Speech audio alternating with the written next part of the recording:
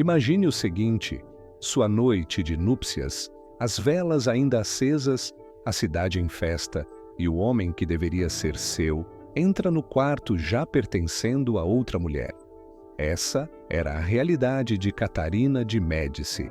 19 anos vestida como rainha, mas tratada como uma intrusa em sua própria cama de casamento. Henrique, herdeiro da França, não escondia.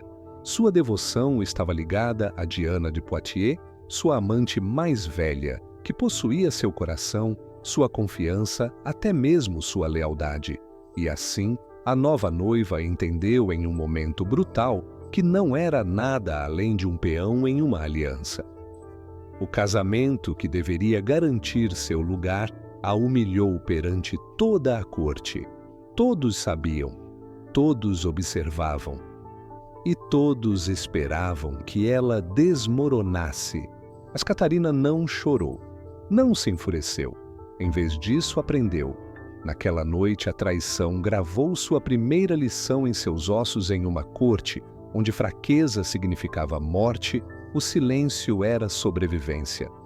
Ela usou sua vergonha como uma máscara e por trás dela começou a calcular. Se não pudesse ter amor, teria poder. Se sua cama estava cheia, seu silêncio seria mais afiado que qualquer adaga. E desse silêncio, Catarina iniciou sua transformação na rainha que a história lembraria como a viúva negra da França. Catarina podia usar a coroa, mas na corte francesa ela era pouco mais que uma refém adornada. A verdade era brutal. Cada movimento de sua vida era calculado por homens que a viam como um dote dos Médici envolto em seda, não como uma parceira, nem mesmo como uma mulher com voz.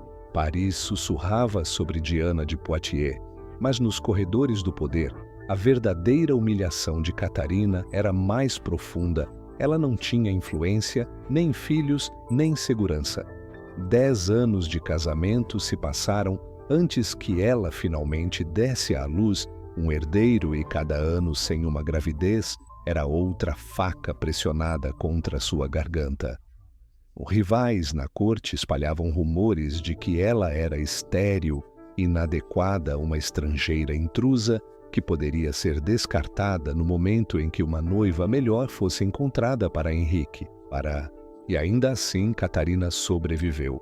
Ela aprendeu a caminhar por aqueles corredores como uma jogadora de xadrez, estudando o tabuleiro, memorizando cada peça, cada aliança, cada traição. Enquanto outros zombavam de seus costumes italianos, os perfumes, as especiarias, as sedas, ela os usava como ferramentas, entrelaçando-se no tecido da corte. Ela observava, ouvia e esperava, transformando observação em poder. Era uma educação perigosa. A corte dos Valois era um teatro de crueldade, favores concedidos em um dia, execuções no próximo, sussurros que podiam coroar um homem pela manhã e condená-lo ao cair da noite. A maior força de Catarina não era a beleza, nem o favor, nem o amor, era a resistência. Ela aprendera ainda menina que sobrevivência era estratégia. Agora, na corte mais traiçoeira da Europa, ela começava a aperfeiçoá-la. Todo trono tem inimigos, mas a maior rival de Catarina não marchava com um exército. Ela deslizava pelos corredores com pérolas, serena e intocável. Diana de Poitiers. Não uma rainha por título, mas na prática, a mulher que governava o coração de Henrique e, por extensão, grande parte da França. Para Catarina, a humilhação era implacável.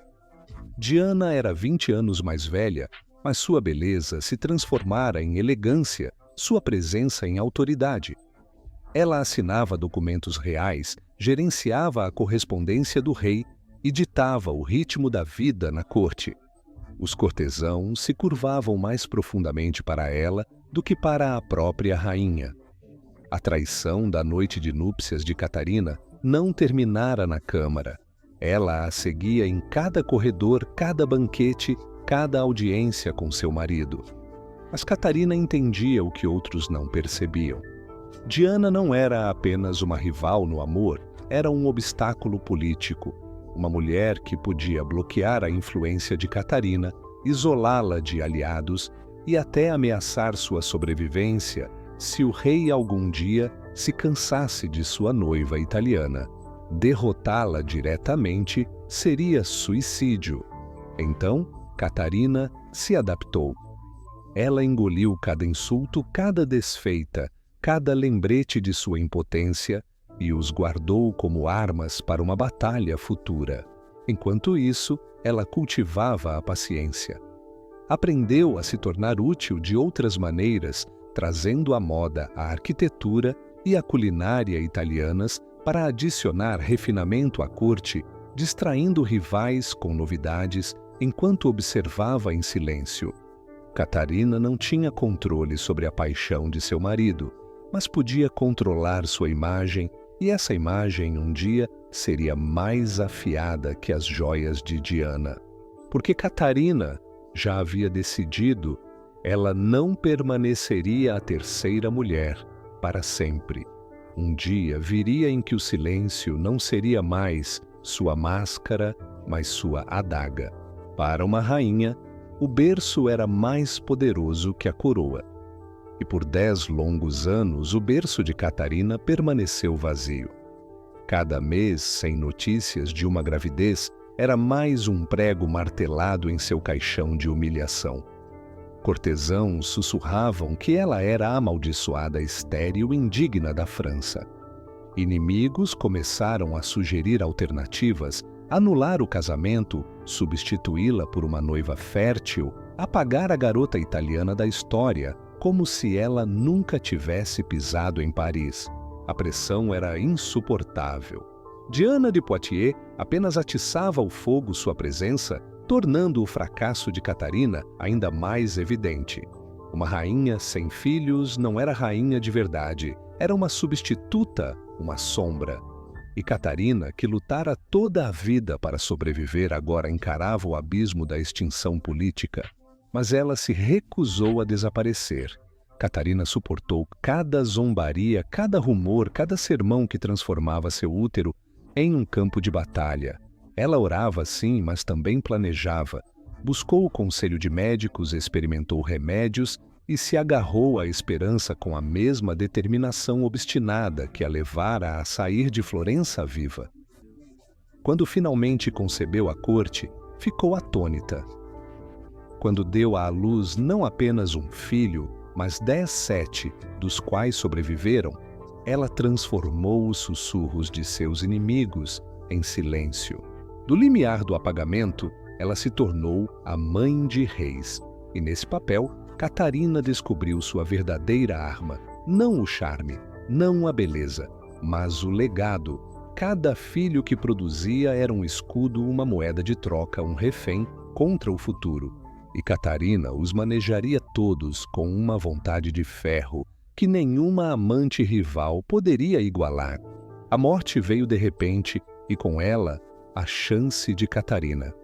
Henrique II foi arrancado de sua cela em um acidente de justas, seu olho perfurado por uma lança estilhaçada. Por dias, ele agonizou gemendo de dor enquanto a corte prendia a respiração. Catarina nunca deixou seu lado, e quando ele finalmente morreu, ela fez seu primeiro movimento implacável. Diana de Poitiers, a mulher que a humilhara por décadas, foi banida da corte com um único golpe. A partir daquele momento, Catarina vestiu-se apenas de preto. Em uma era em que rainhas usavam joias e vestidos brilhantes para projetar glória, suas roupas de luto se tornaram uma arma. O preto a destacava, a tornava intocável, um monumento vivo de luto e autoridade. A corte começou a chamá-la de La Reine Noire, a Rainha Negra. Mas o poder de Catarina não vinha apenas das roupas, vinha das sombras que ela tecia ao seu redor. Ela construiu uma rede de espiões, damas de companhia, criados clérigos até crianças, que relatavam sussurros de todos os cantos da França. Rumores de traição conspirações de hereges, traições sussurradas atrás de portas, nada estava fora de seu alcance. Segredos se tornaram sua moeda. E em um reino colapsando em uma guerra religiosa, o conhecimento era mais mortal que qualquer exército. Ela não precisava mais gritar, nem seduzir, nem implorar. Tudo o que precisava era o silêncio da seda preta, deslizando sobre pisos de mármore, o silêncio de uma rainha que sabia de cada sussurro antes que ele chegasse aos seus ouvidos. Catarina transformara sua máscara em um trono, e logo ela provaria que na França a arma mais aterrorizante não era a espada, mas a viúva de preto que escutava. Quando o corpo de Henrique II foi baixado ao túmulo, não foi apenas o marido que Catarina perdeu, foi o frágil escudo que a protegia dos lobos. O trono passou para seu filho, Francisco II, um rei menino de apenas 15 anos. E ao redor desse menino enxameavam predadores. A poderosa família Guise o capturou suas mãos, agarrando não apenas sua coroa, mas sua própria voz.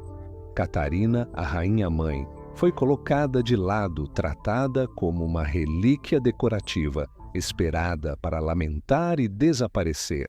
Mas Catarina não havia suportado humilhação, infertilidade e a sombra de Diana para desaparecer agora. Se não pudesse governar abertamente, governaria por trás da cortina. Ela começou a sussurrar, a semear dúvidas, a jogar as facções, umas contra as outras. Aprendeu a arte de parecer impotente, enquanto silenciosamente deslocava o equilíbrio de poder sob a mesa. Era um tempo perigoso. A França estava se fragmentando, dividida entre católicos e huguenotes. Francisco II era fraco doente e maleável. Os Guise transformaram a corte em sua fortaleza pessoal, caçando protestantes com fogo e aço. Catarina sorria em público, curvava-se aos Guise e escondia seus cálculos por trás de olhos baixos, mas em silêncio media cada aliado, cada fenda no controle deles. Quando Francisco morreu, subitamente Catarina não chorou. Ela deu um passo à frente, uma viúva negra envolta em seda de luto, e colocou as mãos nos frágeis ombros de seu próximo filho, Carlos IX. Desta vez ela não seria colocada de lado.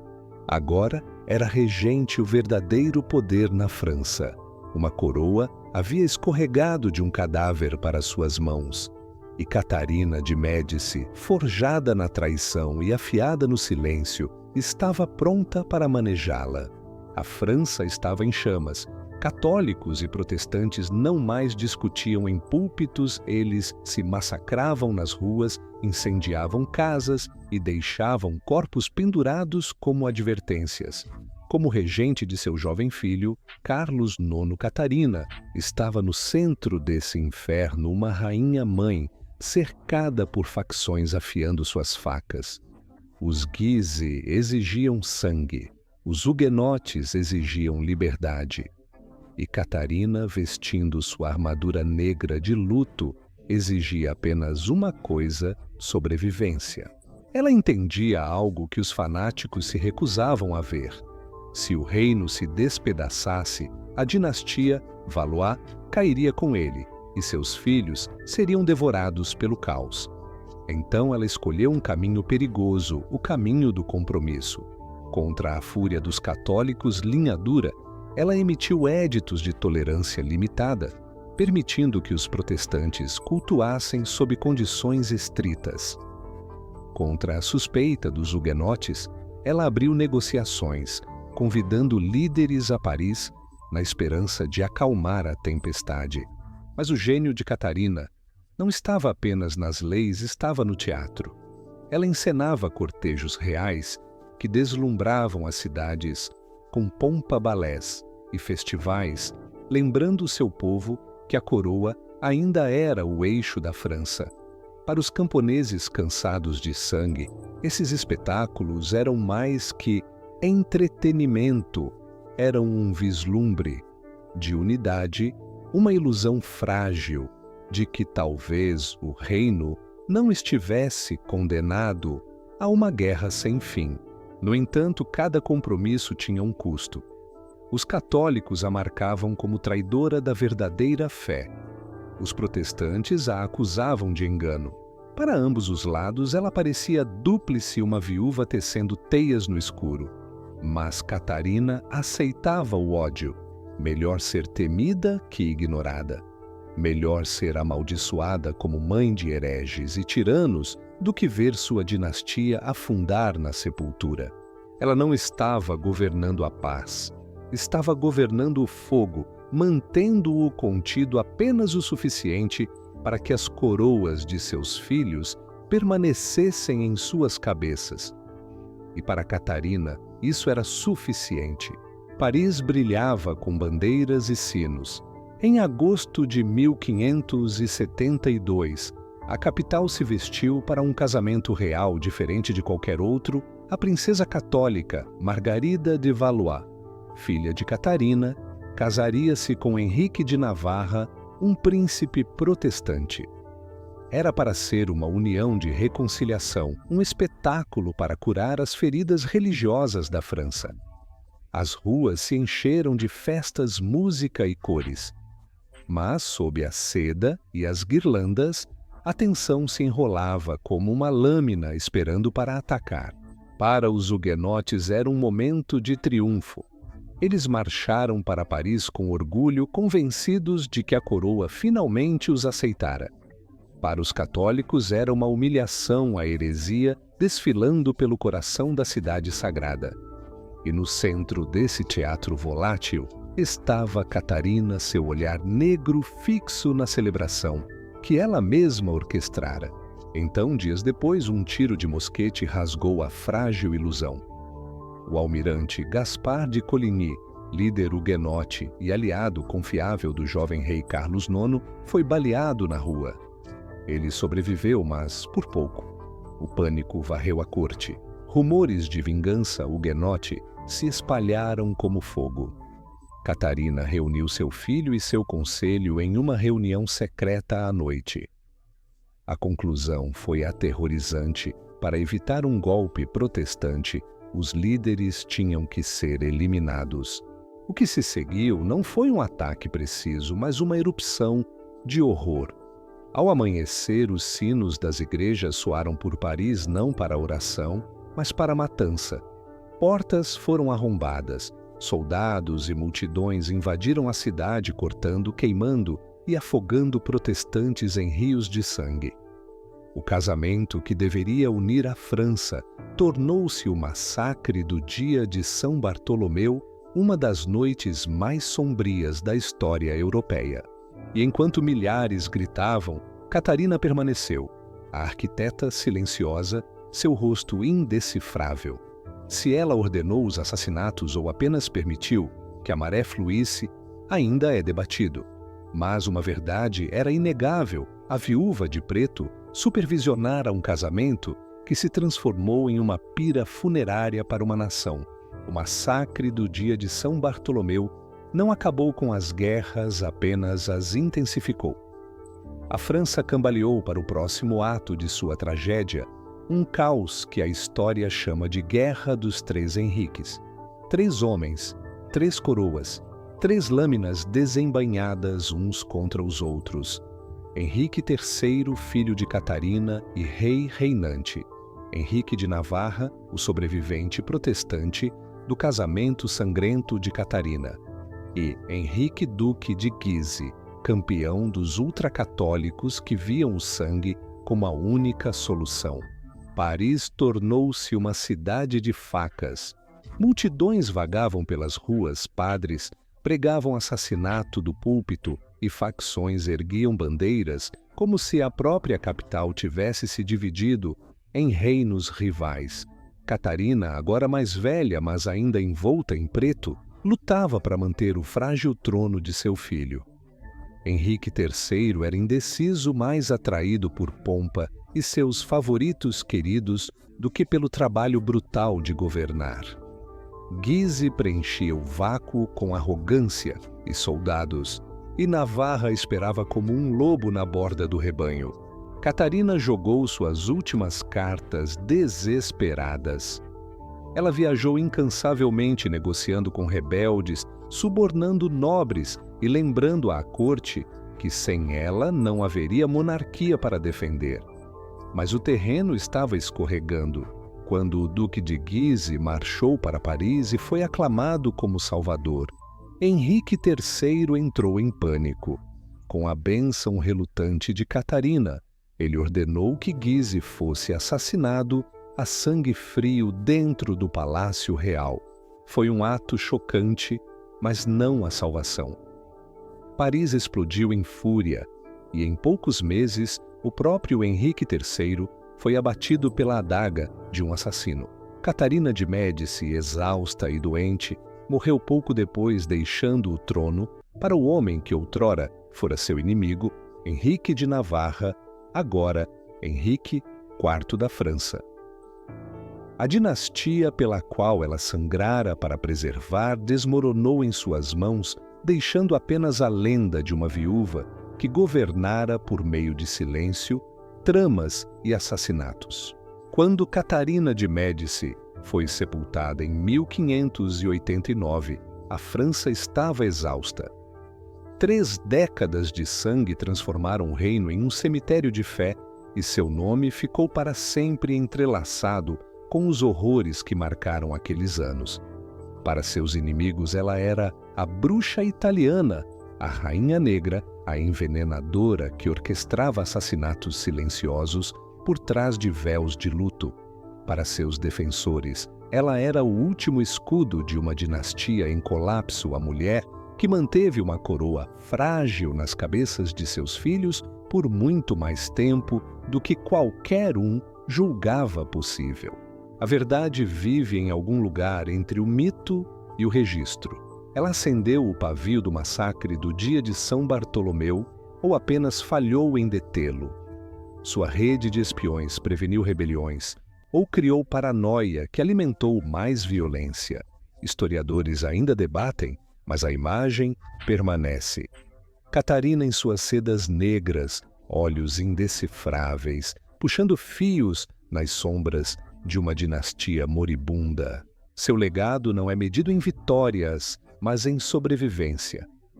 10 filhos, 3 filhos coroados, um reino mantido por pouco intacto através de uma tempestade de fanatismo e traição. Ela não conquistou novas terras nem inspirou poetas com visões de glória. Em vez disso, dominou o silêncio, a paciência e o cálculo, transformando a linguagem privada da humilhação no teatro público do poder. E ainda assim, a lenda eclipsa o registro. Peças, panfletos e histórias a pintaram como a rainha dos assassinatos silenciosos, a viúva, que sorria em casamentos que terminavam em funerais, a mãe que barganhava paz com sangue. Talvez esse seja o verdadeiro castigo para uma mulher que governou por meio de sussurros, ser lembrada não pelo que salvou, mas pelo que destruiu. Catarina de Médici entrou na França como um peão traída em sua noite de núpcias. Ela a deixou como uma rainha envolta em preto, seu silêncio mais alto que qualquer espada. E séculos depois, sua história ainda nos arrepia, um lembrete de que a arma mais perigosa da história nem sempre é a lâmina, é a mulher que sabe esperar.